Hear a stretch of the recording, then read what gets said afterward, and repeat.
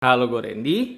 Kali ini gue bakal unboxing Xiaomi 11T Pro. Nah, kemarin kan kita udah buka di toko nih. Ini Xiaomi 11T biasa yang non Pro.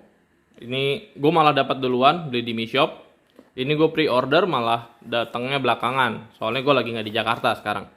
Oke, biar nggak lama-lama kita langsung buka aja.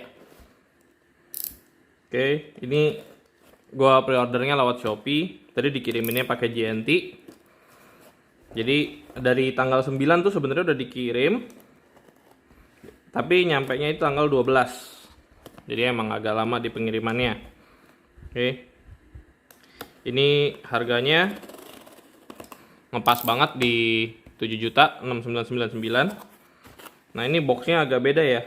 Yang kemarin gue beli sama yang Pro versi Pro ini. Nih, oke, gue keluarin dulu. Ini cuma kardus plus ini aja cuma selapis dong dikasihnya. Cuma moga-moga aman. Biasa Xiaomi emang segini aja sih, cuma selapis ngasihnya. Tapi biasanya aman. Oke, ya kotaknya mulus. Masih mulus kotaknya. Oke, ini perbandingannya. Ini perbandingannya sama Xiaomi 11 yang biasa, Xiaomi 11T yang biasa. Jadi ini kotaknya putih, kalau yang Pro kotaknya hitam. Ini sama-sama yang resmi ya buatan Indonesia. Ini garansi resmi Xiaomi tulisannya. Ini agak beda juga nih, garansi resmi Xiaomi kami buatan Indonesia, cuma yang ini nggak ada, kami buatan Indonesianya. Sama-sama 108 megapiksel. Nah, kalau yang ini nggak ditulis by Harman Kardon, kalau ini ada tulisannya Sound by Harman Kardon, sama-sama udah 5G, yang katanya udah support dari Telkomsel. Oke, nah kalau beli di store itu yang gue nggak suka biasanya ada coretan-coretan kayak gini. Terus kita lihat belakangnya, ini kurang lebih sama. Ini gue beli yang grey, kalau yang type biasanya, ini yang Pro-nya gue beli yang white. Oke. Nah, gue nggak kebagian yang 12 GB, soalnya itu dalam kurang lebih 3 menitan itu udah habis stoknya di Shopee. Dan di mi.com juga. Oke, nah ini kita buka aja langsung. Kalau gue selalu bukanya kayak biasa ya.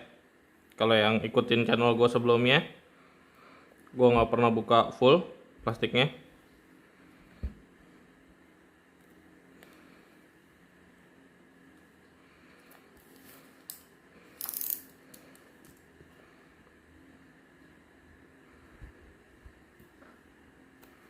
Oke, kalau kelebihannya kalian udah tahu sendiri pasti, udah nonton. Nih ucapan terima kasih dari Alvinse. Kita lihat ini isi kotaknya. Ada SIM ejector. Ada SIM ejector.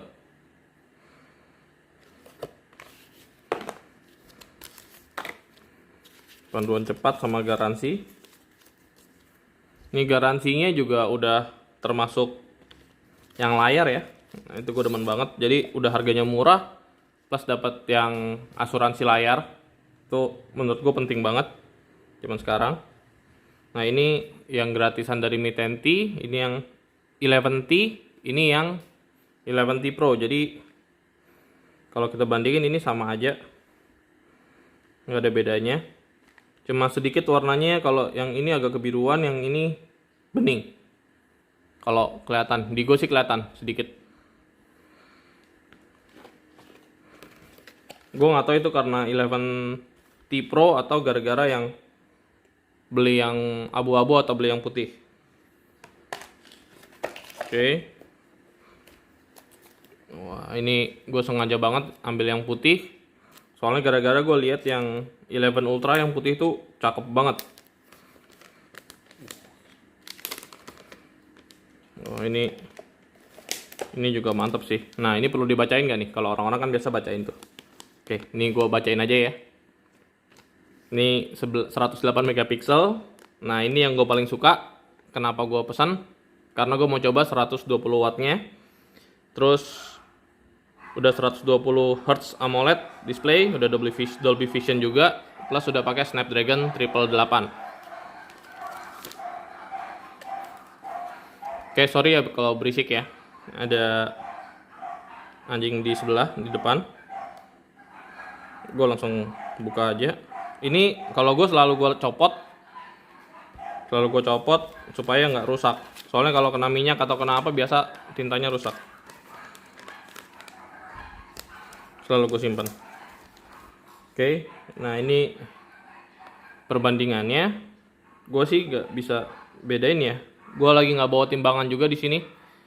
Kalau bisa gue timbang nanti gue bisa kasih lihat bedanya. Kalau di sini sekarang gue nggak bisa kasih lihat bedanya. Kalau bentuk ini hampir sama persis ya. Paling selisihnya di atas. Ini ada tulisan Harman Kardon. Di sini nggak ada. Ini di atasnya ada speaker, ada mikrofon sama ini juga infrared blaster. Terus sisi kiri ini nggak ada sama sekali, nggak ada tombol atau lubang apa-apa. Terus di bawahnya ada SIM card, ada mikrofon, ada Type-C. Type-C-nya biasa ya, kalau Xiaomi cuma 2.0 ya USB-nya. Terus ada speaker. Nah, kita coba lihat. Setahu gua sih cuma ini doang ya, cuma SIM card doang, nggak ada ini, nggak ada SD card ya. Ini cuma SIM card biasa doang, dual SIM card. Terus di sini ada sebelah kanannya tombol volume sama power. Jadi kalau powernya ini sekalian sama fingerprint. Oke. Kalau disuruh pilih sih gue lebih suka yang putihnya ya. Ini cakep banget. Mantap. Nah, terus kalau ini yang hitam juga ada fingerprint nempel, kalau yang ini nggak ada. Bersih. Jadi kalau disuruh pilih juga lebih mantap. Buat gue ya. Tapi itu balik lagi ke selera. Oke, kita lihat. Nah, ini hal utama yang paling gue suka. Ini susah banget bukannya. Oke. Nah, ini yang gue penasaran. Jadi kalau kalian mau beli partnya itu harus tahu, nggak bisa ganti kabel sembarangan. Kita harus tahu nih, ini yang berapa watt. Nah, ini sayangnya nggak ditulis di sini. Biasanya kalau di Xiaomi, oh ditulis, kelihatan di sini ada. Sorry. Nah, ini kelihatan ya, 6 ampere ya. Jadi kabelnya cari yang 6 ampere. Ini nggak bisa sembarangan kabel, minimal yang 6 ampere. Kalau kalian beli yang Baseus gitu-gitu maksimal di 3 ampere biasanya. Nah, ini kalau kabel yang dari Mi 10T biasa, 11T biasa, ini udah dapat yang 6 ampere juga. Udah yang 6 ampere juga. Jadi bisa dipakai. Oke, terus kita lihat ini fitur utamanya menurut gua. Kalau kalian nggak ngincer ini, menurut gue nggak usah beli Xiaomi 11T Pro. Bisa pakai yang biasanya aja. Atau menurut gue malah pakai yang Mi 10T Pro malah menurut gue lebih mantap. Oke, nah ini kita lihat di sini, ini adapternya. Terus kita lihat outputnya.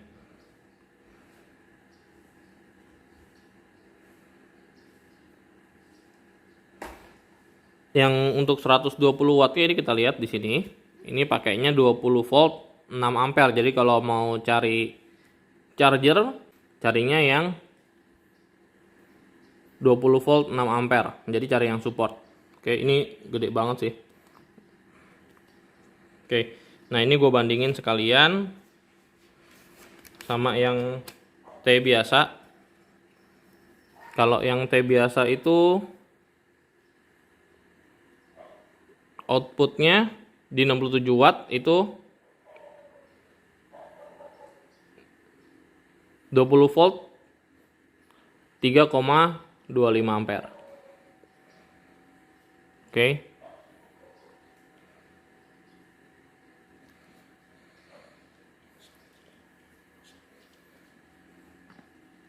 Nah, ini kurang lebih perbandingannya. Ini yang 67 watt, ini yang 120 watt. Kurang lebih kayak gini. Nanti gue bakal tes juga 120 wattnya di Xiaomi 11T yang biasa, tapi dengan tweak ya. Jadi sebenarnya ada cara untuk ngebuka 120 wattnya dengan aplikasi tambahan. Nanti bakal gue coba dulu tes, kalau misalnya berhasil gue bakal kasih tahu caranya. Ini udah nyala.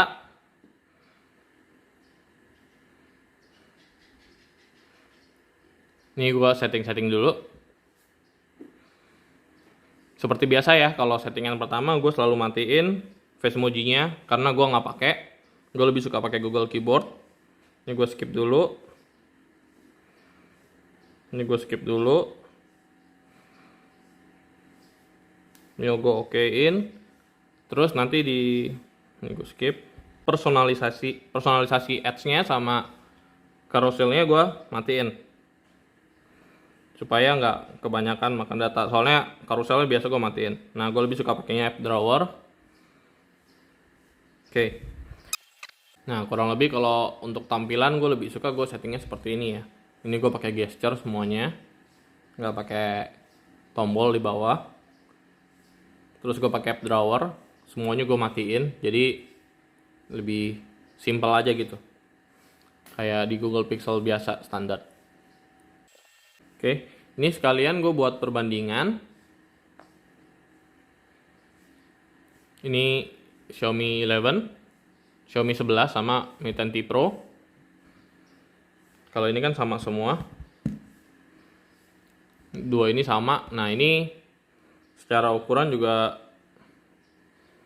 mirip-mirip. Lebih pendek yang 11. Lebih pendek yang 11, untuk lebar kurang lebih sama untuk lebarnya. Nah, untuk layar memang kita nggak bisa ngalahin AMOLED ya, IPS. Cuma kalau untuk gua IPS sih sebenarnya udah cukup. Cuma kalau ngomongin tajamnya ya kita nggak bisa ngomong lah, udah tahu bedanya pasti. Nah, untuk tempered glass ini nggak bisa tukeran. Yang satu karena kameranya di sebelah kiri, yang ini kameranya di tengah.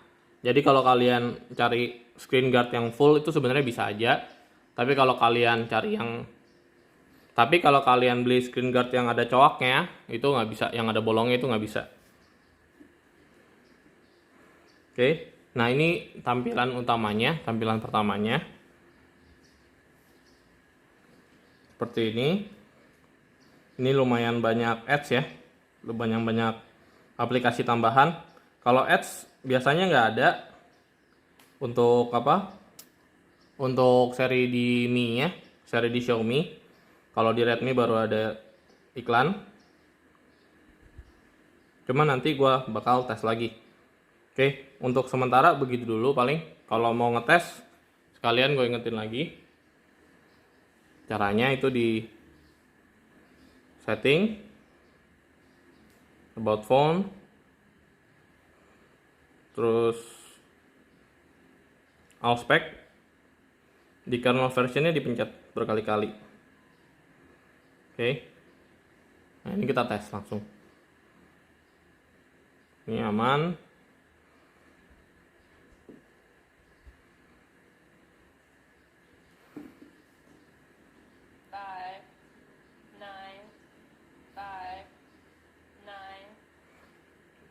Oke. 4, 7, 4, 7, 1. Untuk top speakernya juga kenceng suaranya. Nah, ini gue harus tes pakai headset, jadi gue nanti dulu ngetesnya. Nah, ini kalian bisa tes semuanya sendiri ya, bisa tes ya. Sementara paling kita bandingin kameranya dulu ya. Jadi kemarin gue udah nemuin beberapa hal yang beda di kameranya.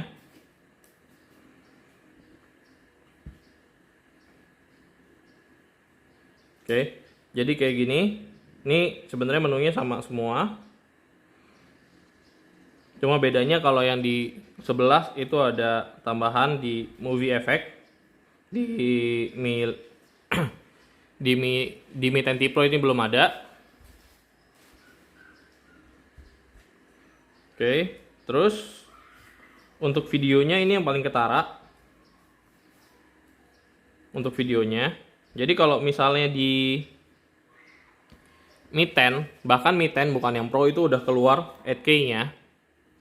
8K-nya ini yang Pro. Cuma gue udah tanya-tanya kemarin yang di 10 biasa juga udah keluar 8K-nya, dan 4K-nya itu udah sampai 60 fps. Tapi untuk di sini ini dapat, ini yang Pro. Ini yang Pro dapat 8K, 4K 60 fps. Nah, di sini ada bisa 24 fps kalau biar nggak panas. Di sini nggak ada. Dan di sini yang biasanya Mi 11 yang biasa, Xiaomi 11 yang biasa, Xiaomi 11T yang biasa maksudnya, itu cuma 4K 60 fps. Dia nggak ada settingannya lagi, nggak bisa lebih. Nah, itu jadi kelemahannya di situ. Jadi gue agak menyayangkan sih. Jadi kalau mau jadi kan sebenarnya mereka konteksnya itu sinematik kemarin. Cuma kenapa malah OAS-nya dikurangin dan ada beberapa yang dipangkas. Itu agak sayang. Nah, kemarin gue udah tes juga untuk yang Mi 10 Pro sama Xiaomi 11 ini, 11T. Itu ngetes selama 1 jam, itu nggak apa-apa. Yang ini masih nggak overheat, dan di sini juga nggak overheat selama 1 jam. Tapi setelah 1 jam dan gue buka aplikasi lain, langsung muncul keluar notifikasi overheatnya. Nah, jadi menurut gue yang kemarin gue tes itu yang di Poco X3 GT, menurut gue bukan gara-gara Dimensity-nya yang overheat, tapi gara-gara sensor kameranya. Itu baru kemungkinan ya, karena di X3 GT itu cuma 17 menit aja di ruangan ber-AC gue udah overheat. Itu agak sayang sih. Oh iya, kalian udah tahu sendiri kalau untuk yang di Snapdragon 888 ini kan lumayan payah ya di Xiaomi 11T Pro-nya. Yang udah banyak yang review katanya kalau main Genshin aja bisa overheat kalau udah di atas 10 menit. Terus kalau ngecek Antutu atau ngecek 3D Mark itu langsung di bawah, nggak sesuai sama 888, Snapdragon 888 lainnya. Bahkan kadang-kadang ada yang di bawah Snapdragon 870. Nah, itu gue agak kaget sebenarnya. Nah, tapi gue bakal ngetes nanti. Gue bakal ngetes ini dengan cooler. Jadi ada beberapa cooler.